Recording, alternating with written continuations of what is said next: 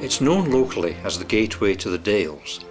This point where the Leeds and Liverpool Canal forms a basin for barges that are now used for leisure rather than industry. The place is Skipton, a prosperous market town in the Yorkshire Dales that has something of a history. Holy Trinity Church was built in the 14th century and is the final resting place of a lady called Eleanor Brandon, who just happened to be the niece of King Henry VIII. Eleanor married the son of Henry's lifelong friend, the Earl of Cumberland. Probably the most impressive feature of the town is the castle. This was the home of the Cliffords.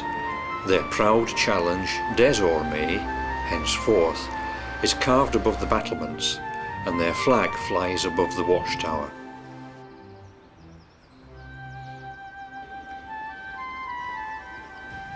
The castle dates from 1090, but little of the original structure remains, as it was largely rebuilt by the Cliffords after they took possession in 1309. The Lady Anne Steps commemorate Lady Anne Clifford, who was born here and made substantial restorations after the English Civil War. Provisions were an essential element for a defensive castle, and here, in the curing room, food was dried, smoked or salted.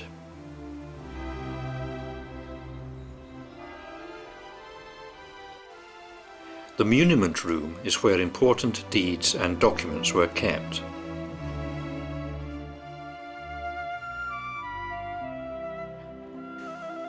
These are the newer of two kitchens that served the castle for 600 years.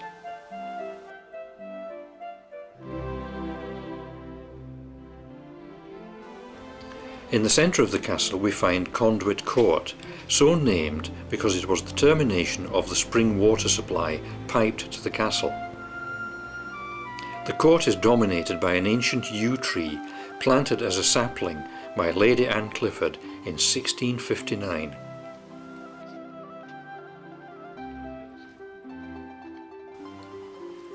The Great Hall is a magnificent structure and would be used for gatherings of the castle garrison and other events.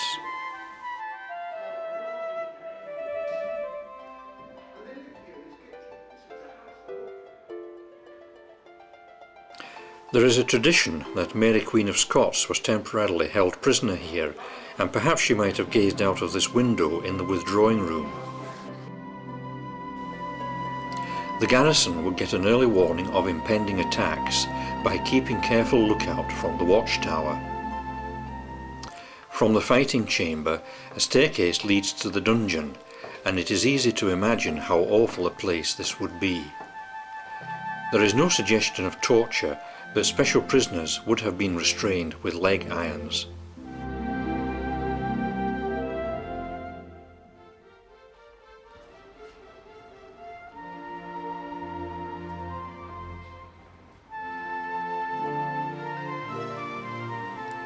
During the English Civil War, Skipton Castle survived a 3-year siege and was the last fortress in the north of England to hold out for King Charles. Today, it is one of England's best preserved medieval castles.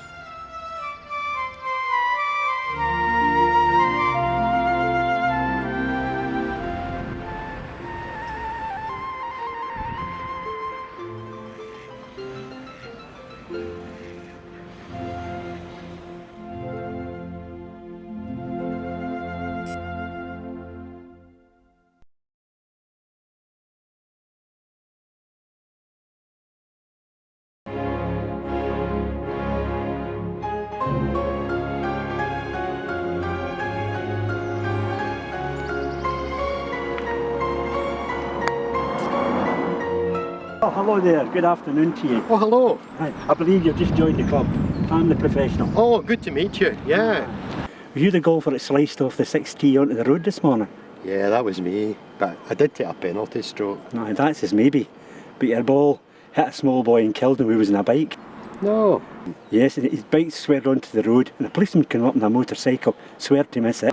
Oh, for goodness and it sake. threw him right through the window of a car, killing the nun that was driving it. Oh my God. That's not the end of it, of course. That car then swerved and hit a cement mixer Now, it didn't do too much damage to the cement mixer, but it sweared as well. And would you believe it, there was a school bus coming up the hill, and the cement mixer hit the bus, knocked it off the road, and it swerved and it went right down and into the shopping centre. Well, that's terrible. And the word from Inverclyde Royal is there's 39 injured and 15 dead. Tell me, what can I do about that? Tell me, what can I do? Try moving your right hand down the club.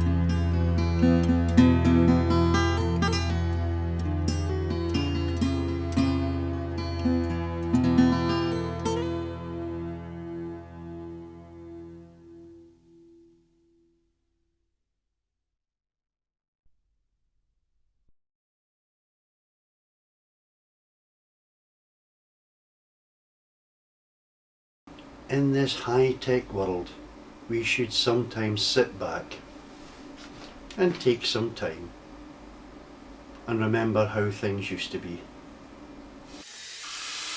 I remember I used to take the train to Granny's at the weekends and holidays. The first person I always saw was old Tom, cawing away in his hurdy-gurdy.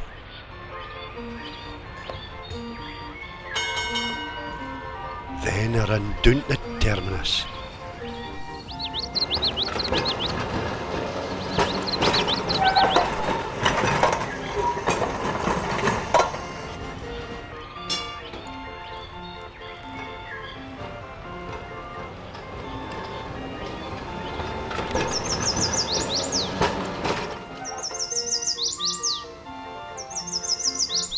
I took the bus down to the pit.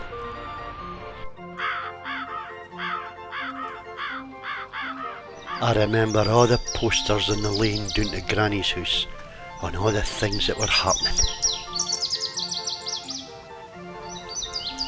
You never went in by the front door at Granny's, but in by the back door in the lane where they delivered the coal and everybody got their water. I used to play and get chased out of the pit yard.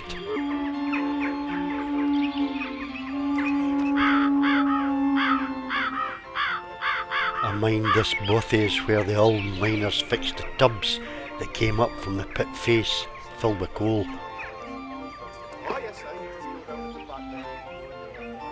A tub filled with coal had 8 hundredweight in it and had to be pushed from the coal face to the shaft by hand. These metal tubs were pulled by pit ponies before the mine was closed. Old Pip the pony worked down the pit until he was 12. He's now 40 and is well looked after. He's just a pet. Everything in Granny's village centred round the kirk. I used to sneak into the mine office at dinner time when our buddy was out, hoping the phone on the wall would ring.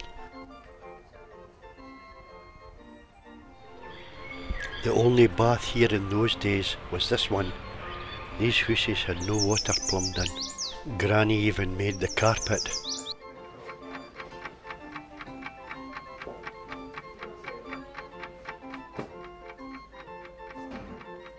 Hi, it's me, Granny. I never remember this fire ever being out.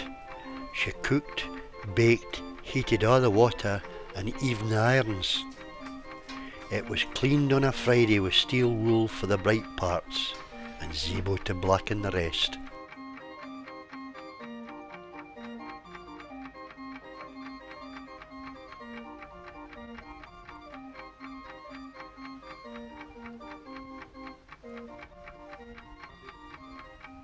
My first job was to fill the coal buckets. The ladder beside the dresser led to the loft where the bairns slept. Granny and Grandad slept on a double bed in the parlour. There was nae fitted carpets here.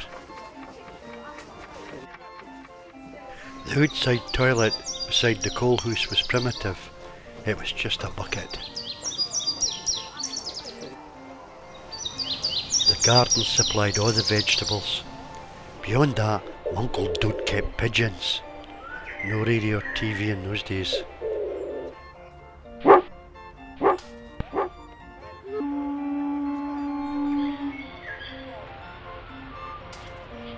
Those days are gone now, definitely for the best, but it's great to look back on past times and how things were.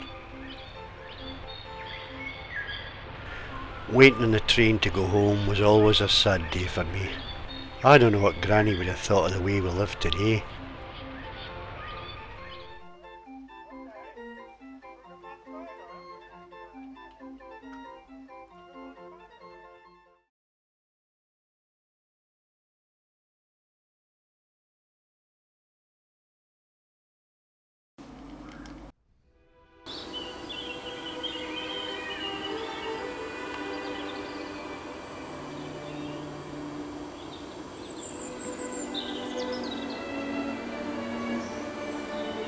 The woods by the ponds are alive with birds, busily providing breakfast for their broods, like these young blue tits. Short hops with both feet at once, and using its tail as a prop, enables the tree creeper to creep jerkily up tree trunks.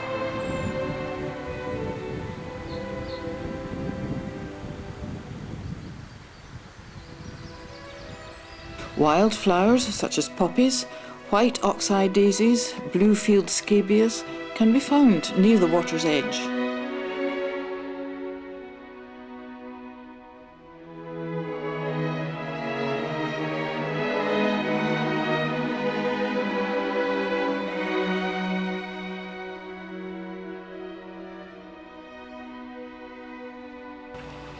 The expression bald as a coot came about because of the patch of bare skin on the coots' foreheads, matching their glistening white bills. This frontal shield plays an important part in the male's frequent squabbles over territory.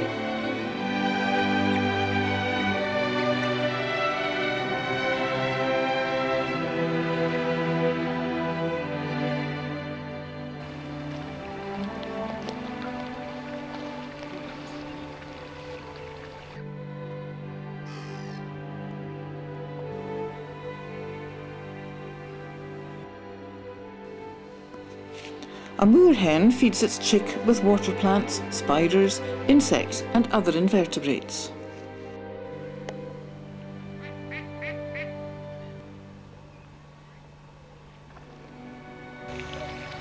When trout are introduced to some ponds, it can take several hours before they settle down to their new surroundings.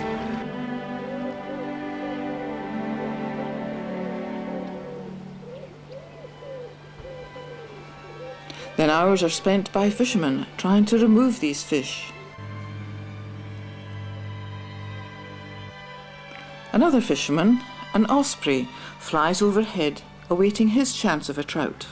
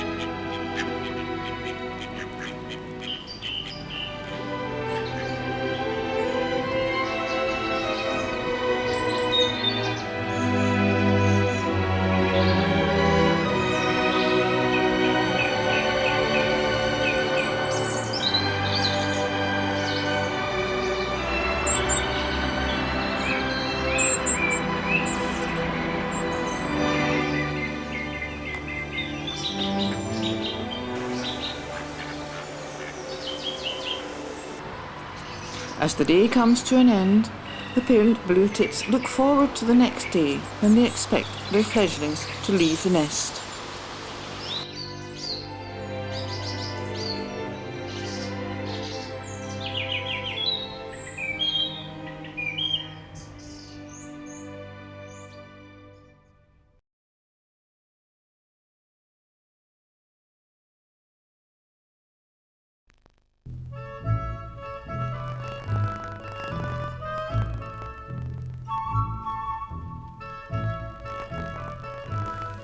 Wisteria bloomed on the terraces overlooking the Colosseum.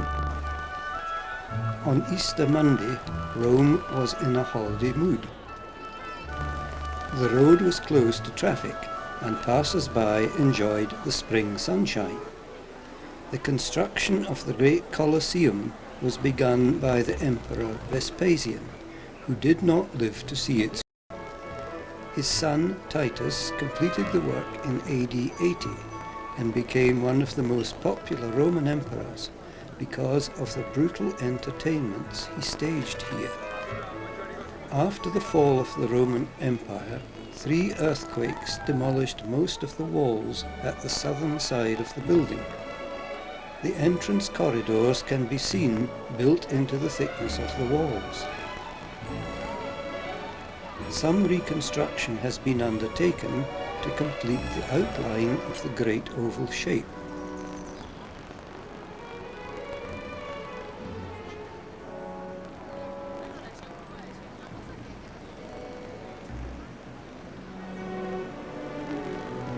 The building had 3 rows of arches. Interior seating could accommodate 80,000 spectators. Pope Pius IX took steps to preserve the building and it became used as a place of worship. Crowds enter the building through these arches and take the lift to the upper walkway.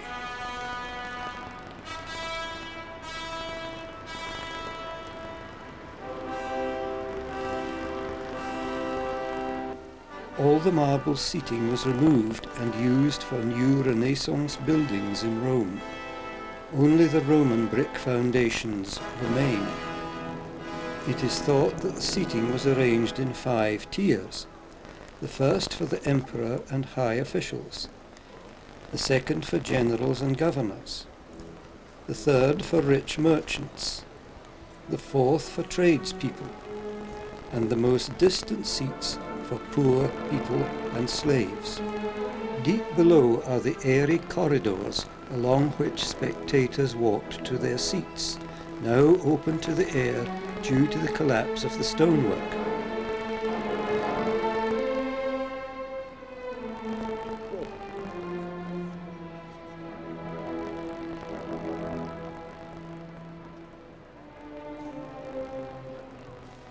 In the centre, the arena was covered with a wooden floor on which gladiators fought. Wild beasts were killed, and criminals, including Christians, were led to the slaughter. A few seats have been reconstructed. At arena level, the immense height of the building can be appreciated.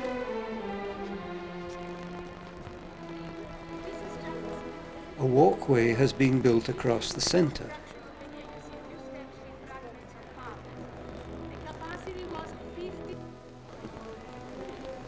To the right, a cross can be seen. This marks the point where the emperor sat. Unlike in the Hollywood films, he did not sit aloft, but at arena level. Beasts were raised to the arena using hydraulic wooden lifts. Below the wooden arena floor, a maze of animal cages and areas for gladiators was constructed. Roman records show that the whole of this vast area could be covered with canvas shades to protect spectators from the sun or rain. A model shows how this might have been accomplished.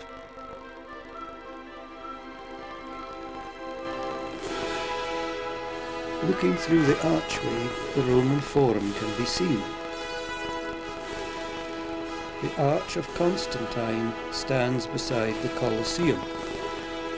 Visitors leaving the Colosseum through the archway used by the emperor know that they have seen one of the wonders of the ancient world, second only in size to the pyramids of ancient Egypt.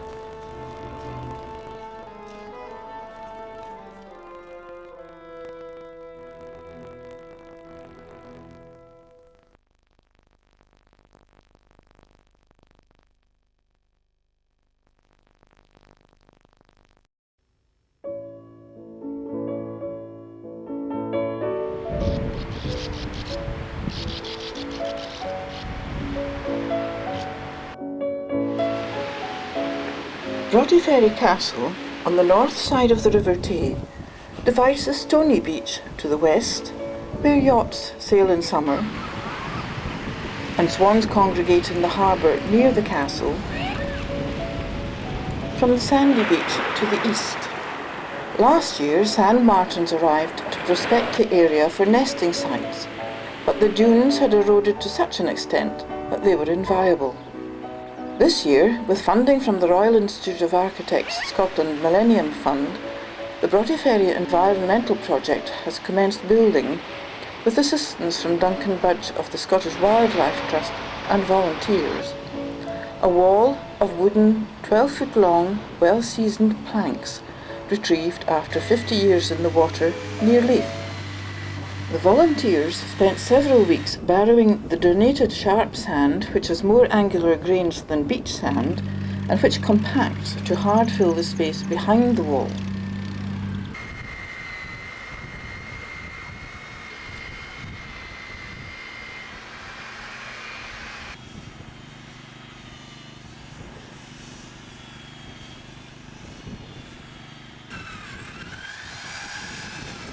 Holes were drilled for nesting holes.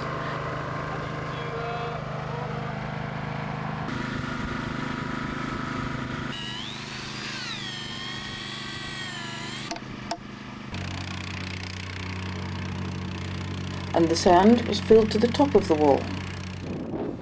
A layer of mesh was laid a few inches from the top of the sand to deter cats and other predators from digging down to the nests.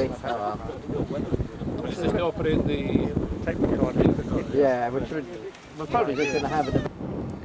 A group of children and parents spend a cold and wet night on 1st of April gluing and throwing sand on the wall to make it more attractive for the Sandmartins.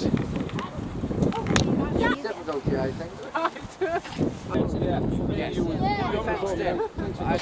Another load of sand was delivered to finish off the bank, and a fence was erected around the area.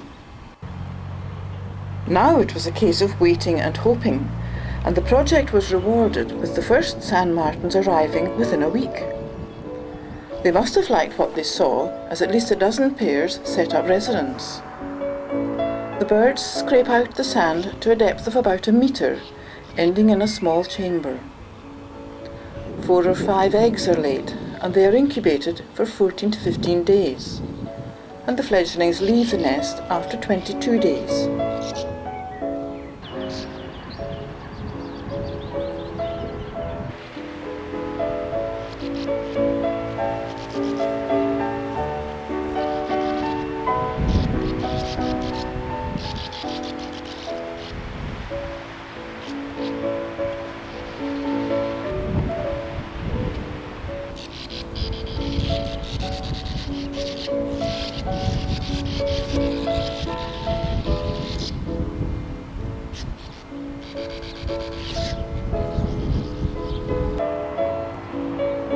Activities on the promenade and the beach had no disturbing effect on the Sandmartins.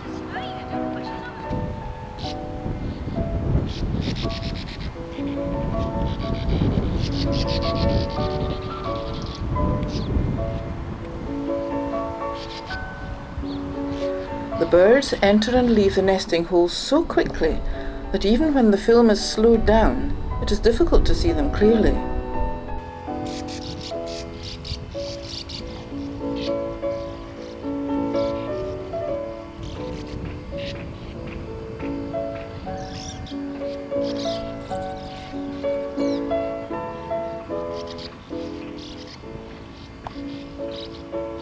I've never seen anything like this before, and I think it's wonderful. 3 broods have been raised, and the 100 or so birds congregate in September in preparation for their 2,000-mile transcontinental migration to sub-Sahara Africa.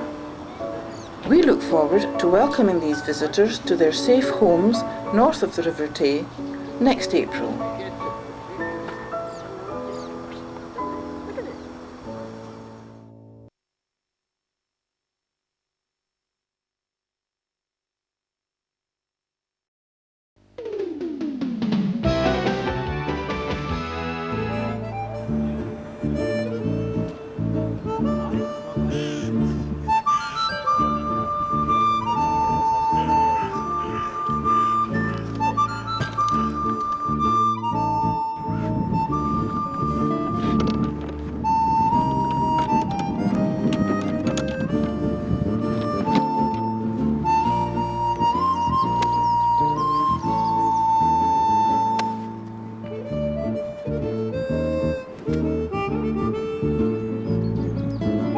By the way, Vicar, can you tell me, is there really a golf course in heaven?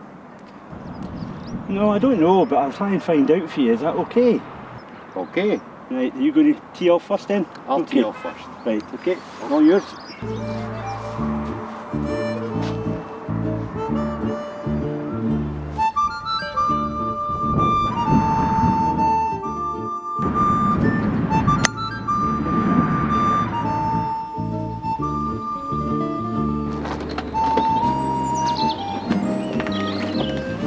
Hello, John. How are you keeping? Okay, Vicar, yourself. Oh, grand, John. Tell me, did you find out if there really is a golf course in heaven? Yes, I did, John, but do you want the good news or the bad news? Oh, the good news, please. Well, the good news, there is a beautiful golf course in heaven. Ah, right. And the weather's perfect.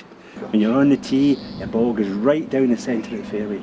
Fabulous. Your iron shot's right into the centre of the green, John. Gosh. And best of all, you single putt. Gosh, that sounds really terrific. Well, what about the bad news then, Vicar? John, the bad news is you're booked on the first tee tomorrow morning. Oh.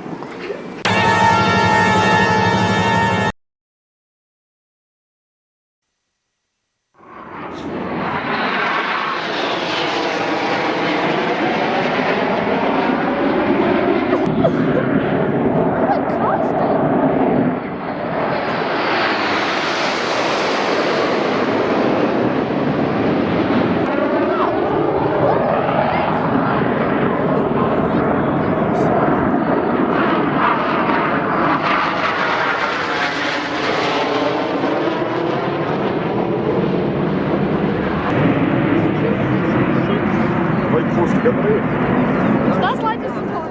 Yeah. It's cool.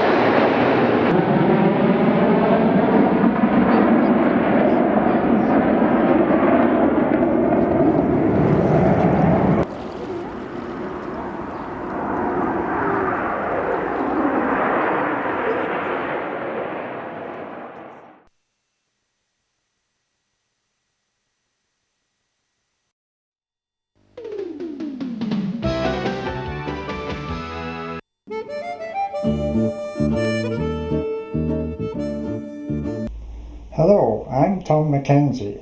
Here's how I make my own bread with my bread making machine. Here I have 2 cupfuls of strong wholemeal bread flour.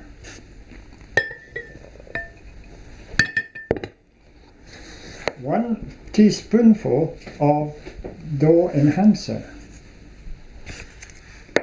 and 2/3 of a teaspoonful of dried bread yeast. This should be mixed thoroughly .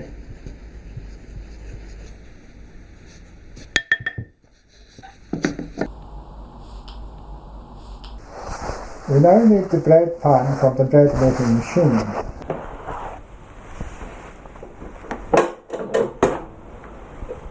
And we must check that the paddle is properly fixed to the spindle in the bread pan.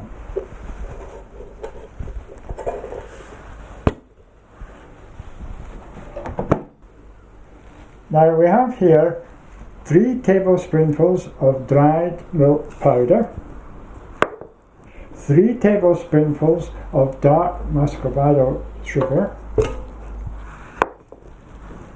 a teaspoonful of salt, 2 tablespoonfuls of sunflower oil, and finally 3/4 of a cupful of warm water. And that has to be mixed thoroughly in the bread pan.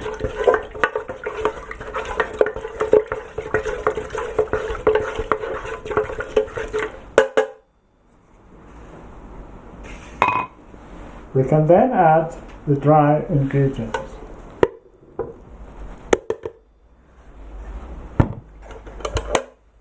bread pan back in the bread making machine and turn the bread pan slightly to lock it. Now we have to switch the machine on at the wall socket. Then, using the control buttons, we have to make the following setting. Menu 3 for the 1.5 pound wholemeal loaf, 1.5 for the size of the loaf, and dark for the colour of the crust. Now all that I need to do is to press the on button to start the process and leave the machine to get on with making the bread. The machine will then automatically mix the ingredients into a dough and subsequently knead the dough, rest it and prove it twice over, and finally will bake it, in this case over the final 73 minutes of the process. The machine will give a series of audible bleeps once the process has finished.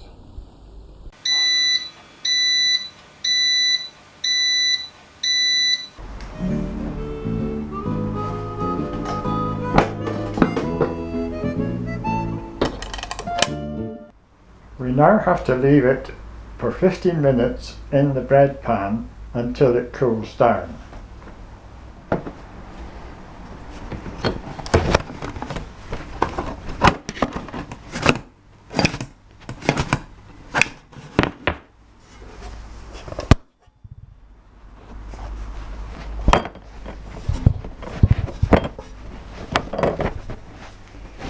We now have to leave it for 30 minutes before we cut it.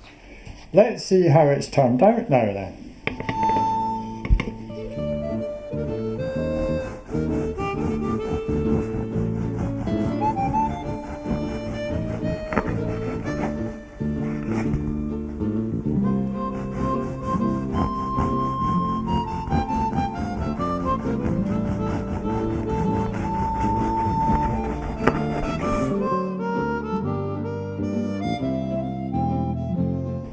Jack, would you like to try a piece? Yes, Tom.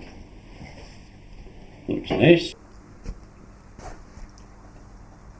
Oh, that tastes terrible. Oh, it's horrible. Dear. Oh, it's really very nice, Tom. Only kidding. It really tastes very nice.